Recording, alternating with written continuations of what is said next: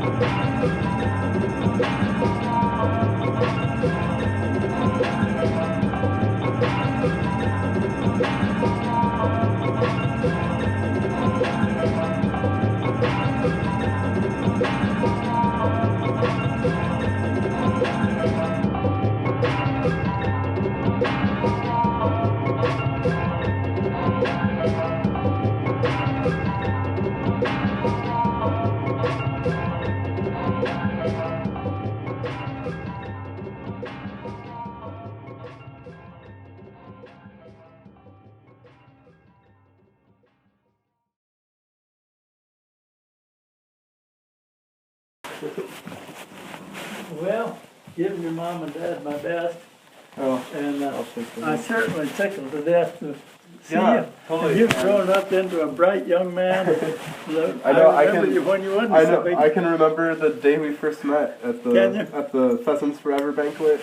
Oh, yes? Yeah, that was hardly. That was a long time ago. Yeah. But Yeah. yeah, and Best of luck in your future back, Ollie, and thank you. I don't get breaks often, but I when I'm think- home, I'll try and get a hold of you. I think you'll do well. Thank you. Thanks for having me over. You bet. See ya. Bye-bye.